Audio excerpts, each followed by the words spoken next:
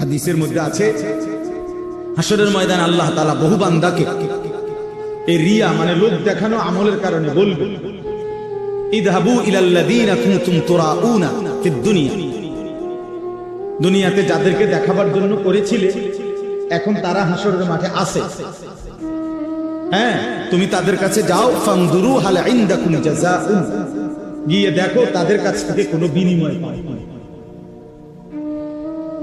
তুমি যাদেরকে দেখাইবার জন্য করছিলা তারা আছে এখন হাসরের মাঠে, যাও ওদের কাছে গিয়ে তোমার কর্মের বিনিময় যাদেরকে দেখাইবার জন্য করছিলা ওদের থেকে নাও, আমার থেকে নিবা কেন? আমার জন্য তো করো না। বুঝছেন নি ফেসটাম? তো আল্লাহ তাআলা যদি প্রত্যাখ্যান করে তো কে বিনিময় দিবে? কঠিন ব্যাপারে। কোরআন শরীফে আছে স্পষ্ট, আল্লাহ তাআলা বলছেন, ওয়ালা ইউশরিক বিইবাদাতি রাব্বিহি আহাদ, আমি আল্লাহর কোন ইবাদতের মধ্যে সামান্যতম কাউকে অংশীদার বানানো যাবে না, বানানো যাবে। একটা মাহফিল করবো এরু বক্তা আনমু দরকার হলে হেলিকপ্টার দিয়ে দেখাইয়া ছাড়ুন, বাপের বেটা হইতে, হ্যাঁ তো দেখাইলে না, বাপের বেটা হইলে না, সবই ঠিক আছে। এরপরে বুঝেন না আমার কথা, 30 লাখ টাকা খরচ হইল, একবারে দেশ চুক্তি মানুষ লাড়া খাইল, সারা বিশ্ব দেখলো, জানলো, এরপরে এই মানুষ এই সমস্ত 800 কোটি মানুষের কাছে কোনো বিনিময় আছে?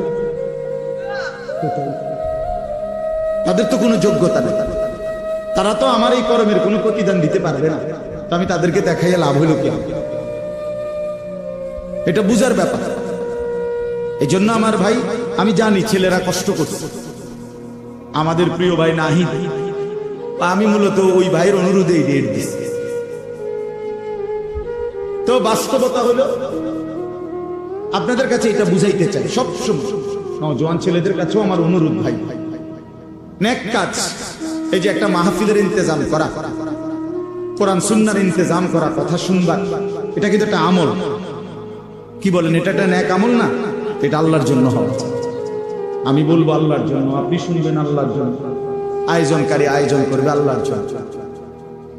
আর প্রত্যেকেই মনোযোগ দিলে, আন্তরিকতা নিয়ে শুনলে বরকত হবে।